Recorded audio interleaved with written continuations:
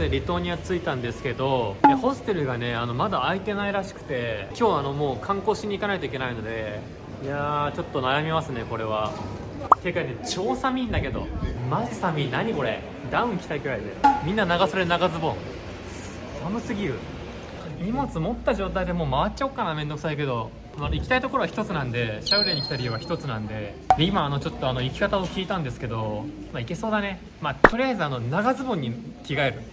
多分この8番乗り場から今日行きたいところに行けると思うので、1時半のやつかなに乗りたいと思います。バス停には大きいショッピングモールが併設されてますね。ここでちょっと時間を潰したいと思います。さあちっちゃいバンみたいなのが来ましたね。これに乗っていけるのかな。めっちゃ雨降ってるけど、今日行くところはね雨が似合うかもしれない。逆にいいかも。1時半ちょうど出発しました。ここから20分ぐらいかな。さあ今ねバスを降りて向かっているんですけども、彼女とね仲良くなりました。雨ちょっとね弱まったからよかったわ。ちなみにバッグはね預けるところがあったのでバスステーションで預けてきました。雨も風も強かったってことがここを見れば分かりますね。木がもうぶら下がってるもん。あれいつ落ちてもおかしくないよ。木にぶら下がって、木じゃない電線にぶら下がってるんだこれ。危な。ちなみにここから歩いて20分ぐらいですね。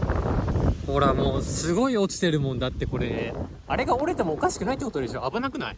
こんな光景見たことないから。あれ折れかかってるしね。iPhone 風に弱いからさ、ちょっと音入ってないかもね。他の YouTuber はさ、大体ついて綺麗なところ映すけど、俺はこういうところも映すよ。こんな感じでポツンってあるんだね。嫌なことって言えばさ、あれだよ、三脚置いて取れなくない？風が強くて倒れるよね絶対。困るな。着きました。こちらシャウレイという町から来れる十字架の丘です。ここには10万本の十字架が立っております。ちっちゃいのから大きいのまでいろいろだね。本当に大量の十字架が立っています。これは本当にすごい量だね。向こうにわーって。これ10万本は伊達じゃないわ。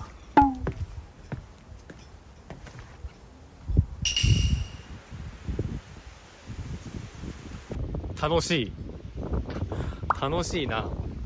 写真撮影楽しいわ。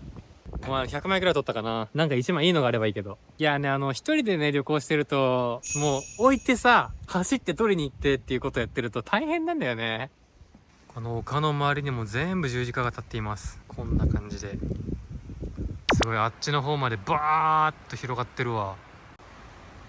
すごいね。うわー、すごいよ、この量。こっから帰り方わかんないんだけどここからの帰り方知らないんだけど俺。こういう風もさあって雲もあるから逆に雰囲気あるよね。バスの時間1時間後だわ。どうしよっかな。1時間、しかもどこがバス停か知らんしな。そのインフォメーションがあるからちょっと入ってみよう。ブレスレットとかネックレスがいっぱい売ってるわ。うわ、あそこに鳥さんがいますよ。あ、飛んでった。あそこのバス停ですね。やっと音がなくなった。車も風も。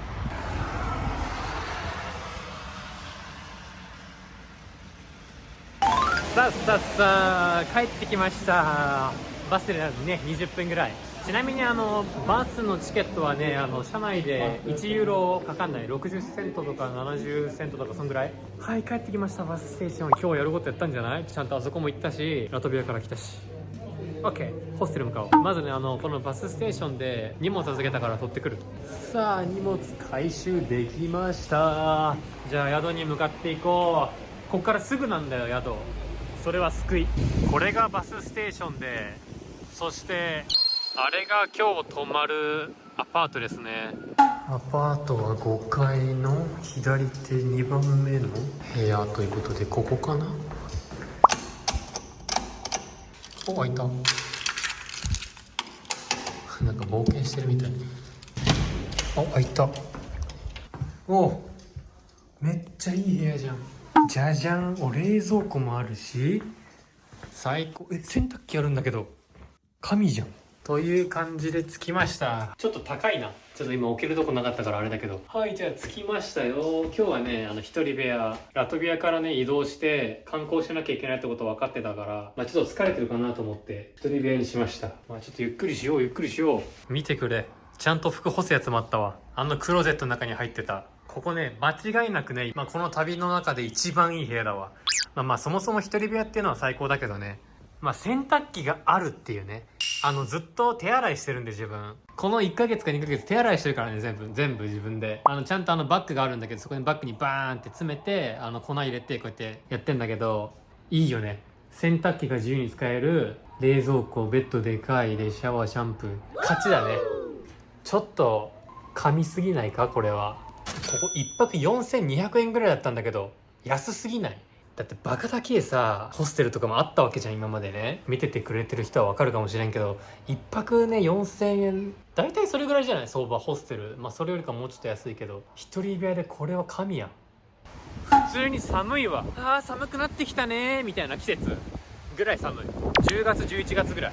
ショッピングモールで買い出しして部屋戻ろうかな今日は。明日は9時ぐらいの出だからね。早くもないけど、でバス停がね徒歩1分のところにあるから最高。ここは何でも売ってるスーパーだ。遊び道具からグラスとかいろいろ、洋服まで売ってるわ。靴下とか。ここに来れば何でもあるね。こういうところのやつでもいいよね。ほらチキンとか美味しそうだもん。リトアニアの水、これ格安だね。21セント、超安いじゃんと思ったら炭酸水でした。隣のやつにしようかな。なんかねこのパン結構売ってんだよね。パンの耳みたいなやつ、ラスクみたいなやつ。トラディショナルなのかな。さあ、ということで買ってきました。こちらお肉で弁当2つとサラダと水です。2900円でしたね。明日の朝用もあるのでいいんじゃないですかね。いただきます。うまーい。ラトビアからさ、朝バスで移動してね、雨の中、ゴミ袋かぶって移動して、でもってこっち着いてから雨降ってる中さ、十字架の丘行って、なかなかやってるよね。超楽しかったわ、十字架の丘。台湾人の方とね、出会って、ずっと話しながら帰ってきて楽しかった。リトアニアに来た理由は、もう明日行くところなんですけど、行きたい記念館があって、杉原千畝さんの記念館があるんですけど、そこはね、この旅が始まる前からね、行かないといけないなって思ってたところで、明日行けるんでね、それも楽しみ。最高だね。じゃあまた明日かな。バイバーイ。さあおはようございます。たまには宿スタートからもいいんじゃないでしょうか。昨日買ったお弁当を食べてバスステーションに行きたいと思います。やばい、もう8時54分だ。もう出ないとだな。ちょっと急ぎます。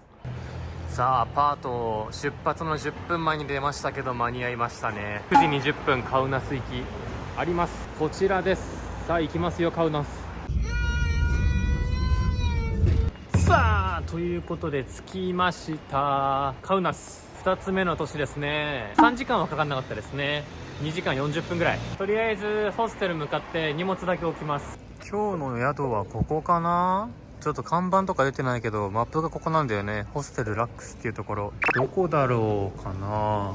いやさすが、これあったわ。開いてんのかい。ホステルを出たところには聖ミカエル教会が見えていますね。こちらになります。カウナスに来たのも理由は一つなので、まずそこのメインのところに行きたいと思います。こちらに書いてありますね。杉原ハウスって。大量のユダヤ人、みんな助けを求めてこの道通ったのかな。日本の旗が立っています。ここかな。希望の門、命のビザって書いてあります。現在は杉原千畝記念館となっていますが、もともとは日本領事館として使用されていました。この場所で杉原さんはユダヤ人に対してソ連経由で日本を通過できるビザを発給したということです。もうここでビザをもらえなかったら、あとはもう殺されるのを待つだけだったので、最後の希望という場所だったんですね。さあ記念館入ってみます。入場は3ユーロでしたね。ビデオも見れるということなので見せてもらいます。窓の外を何気なく眺めて、私は自分の目を疑いました。建物の周りをびっしりと人の群れが埋め尽くしているのです。ポーランドからナチスの手を逃れてきたユダヤ人たちが日本通過のビザを要求しているんだよ。今ビデオ見終わりました。もう日本人として誇りですね。杉原千畝さんは第二次世界大戦中にこのリトアニアで多くのユダヤ人をナチスドイツから救いました。彼は上司の命令に反して命のビザを発行し続け、約6000人ものユダヤ人に安全な避難場所を提供しました。当時救ったのは約6000人と言われていますが、現在そのおかげで約数十万人の人が彼によって命があると。ナチスドイツ、ヒトラーのやり方を見ていた、杉原さんは、独ソ不可侵条約なんて必ず破棄してヒトラーはソ連と、ソ連というかポーランドに必ず侵攻するっていうことが分かっていたようで、もうその時点でもう負け戦ってことは分かっていたようですね。日独伊で同盟が結ばれていてもソ連と戦争をしているドイツからの援助は受けられない。そうなると、アメリカと戦っても勝ち目がないというね。ナチスドイツとソ連に挟まれたこのポーランドに住んでいたユダヤ人たちがこのリトアニアに押しかけてきたということです。そして唯一この場所から逃れるルートとしてはシベリア鉄道でこのロシアを横断して日本に渡るというやり方だけでした。なのでたくさんのユダヤ人たちはこの領事館を訪れ、そのビザを発給されるのを待ちました。日本に着いてからのユダヤ人たちはいろいろなところに散らばっていったということになります。このビザの発行はもう昼夜問わず行われ、もう最後このカウナスを離れなければいけない時、発車する直前まで窓からビザを渡していたようです。その一通で生死が関わる、そのような状況でもう日本の命令に反して書き続けた。偉人としか言いようがない。こちら実際に使用されていたスタンプだそうです。入り口でもらったこのしおりみたいなものに打つところがあったので、ちょっとここに打ってみたいと思います。これを打ちまくったわけですね。よいしょ。これで命を救われたわけだ。ビザは手書きのところが多かったらしいですね。なのでかなり時間かかったみたいです。もう本当に数えきれないほどの日本人、外国の方のメッセージもあります。正しいと思うことを貫く力、今最も必要とされている気がします。虐殺のない世界になりますように。私もメッセージを書いておきました。自分の行いに胸を張れる生き方をしますと書いておきました。さあ見終わりました。ここに来れてよかったです。来たかった場所の一つ。時代的に誰かの人生を救うということは非常に難しいですが、一人でも多くの方の人生に貢献して強く必要される存在になりたいなって思います。ここ歩行者のサインすごい主張激しくない？何個あんのこれ。 1,2,3,4,5,6,7,8,9 個。ちょっと眠たいんですけど、ちょっとでかいモール来ました。ここ絶対新しいでしょ。めっちゃ綺麗なんだけど。超でかいね。綺麗だし、これ水槽まであるよ。超でけえ。高くね。めっちゃメガっていう場所なんだね。ここが広いね。普通にショッピングセンターって感じ。一応個室の部屋です。トイレとかね、シャワーは全部共用なんですけど、結構安かったような気がする。4000円ぐらいだった気がするね。さあおはようございます。朝になったらホステル水が出なくなりやがってよ。顔も洗えなかったわ。髪もボッサボサなまんま。現在11時40分なんですが、今日はねもう少し早く行動しようかなって思ったんですけど、ちょっと睡魔には勝てずちょっとのんびりしてしまいました。今日はねこのリトアニアの首都であるビリニュスに向かうので駅に向かいます。さあということで駅着きました。チケットはここで買えるのかな。スチューデント 50% オフ、ありがたいね。4ユーロ安っ。これがカウナスの駅ですね。杉原千畝さんはここの駅で最後の最後まで書き続けたということですね。電車に乗ってからもビザを渡し続けた。窓から。素晴らしい。ここにも書いてあります。杉原千畝は1940年9月4日にカウナス駅を出発する直前まで命のビザを発給し続けた。さあチケットがね4ユーロということでそんなに高くなかったですね。出発が12時半で現在11時57分、30分ぐらいあるのでポケットしよう。ここでさあ編集していたらあと4分になってしまいました。これ乗ります。よくわからんからここでいいや。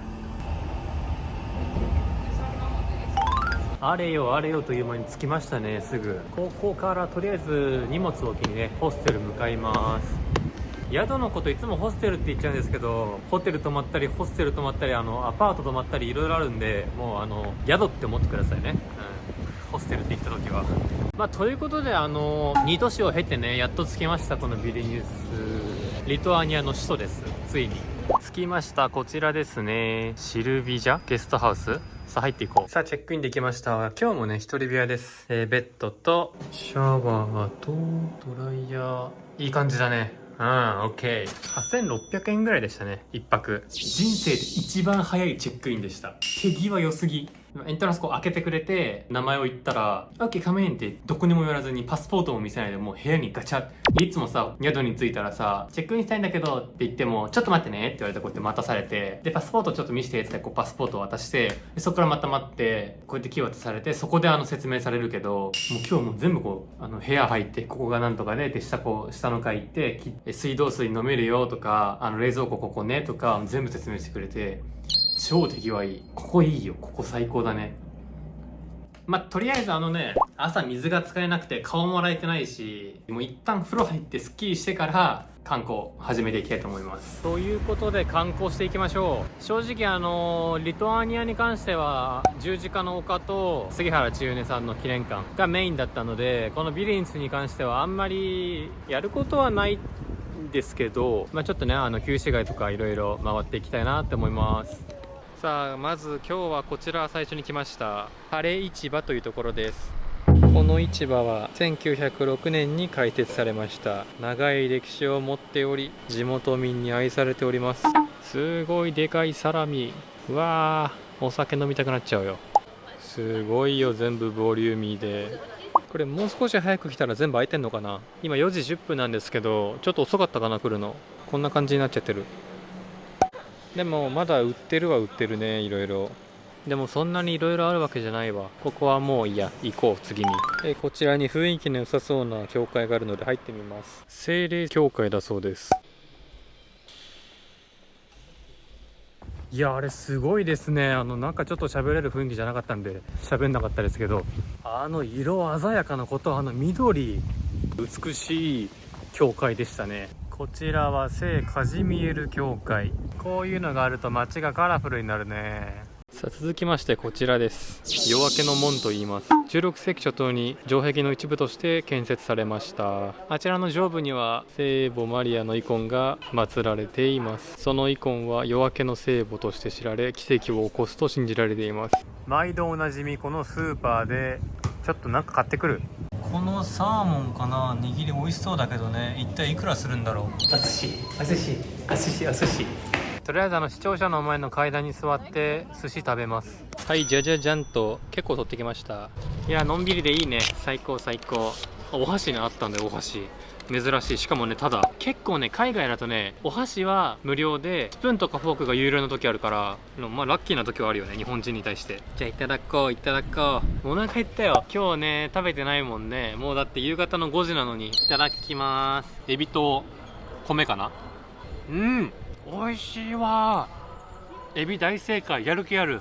このエビやる気あるわ。張りがまだ若いエビ。プルンプルンだお肌。最高。ちょっとまだ移動多そうだから、この自転車を使おう。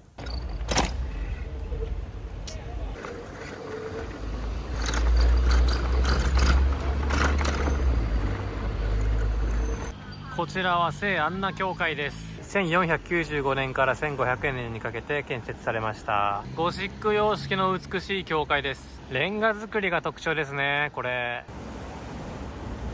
すごい。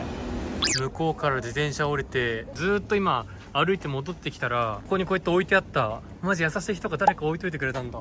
いつの間に落としたん？全然気づかなかったわ。この自撮り棒にはね、ものすごい愛着があるからね、よかった。これ2本目なんだよ、ちなみに。危ない。いや、さっき辺に置いてあってね、自撮り棒。自転車を止めた後にバッグも持って、さてと思ったら、あれないと思って、どこ行っちゃったんと思ってさ、上からずーっとパーって歩いてきてさ、あそこにあったよ。よかった。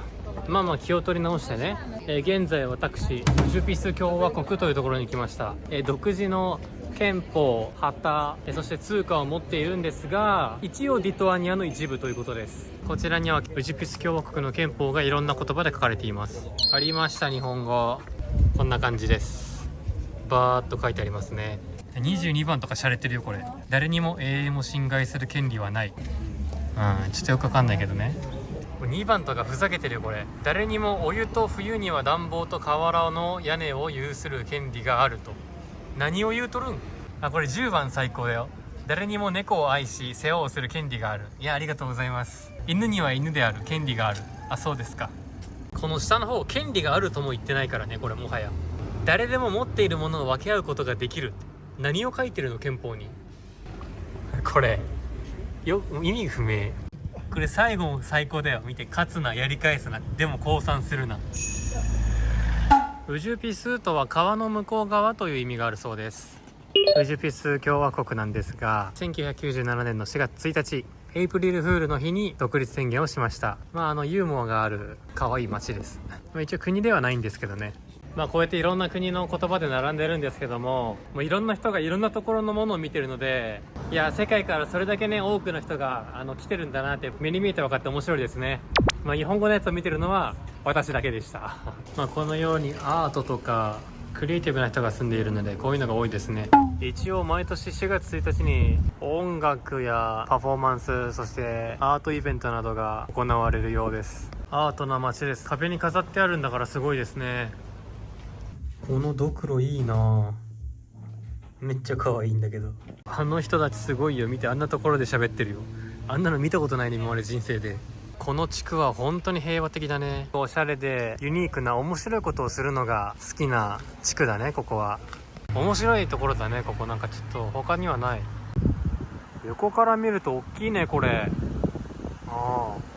ビリニュス大聖堂、すごく大きいですね。そしてその手前は大聖堂広場。そしてこちらの塔登れるようですが、今回は遠慮しておきましょう。この辺だけ見ればね、パリとかって言っても分かんないよね。あそこの上に登りたいんだけどね、通行止めなんだよね。でもあの上人いるから行けるはずなんだけど、どっから行くんだろう。ここからケーブルカー的なやつで登れるそうなんですけど、あっちに歩いて登ってる人がいるんで歩きます。やっと見つけた。ここから登るんだ。一周しちゃった。さあ登ってこれました。空がいい感じ、綺麗。景色もいいね。こっち側はあれだね、結構モダンっていうか現代的な街並みだね。これはゲリミナス塔と言います。レンガ造りの塔で市内を一望できる塔ですね。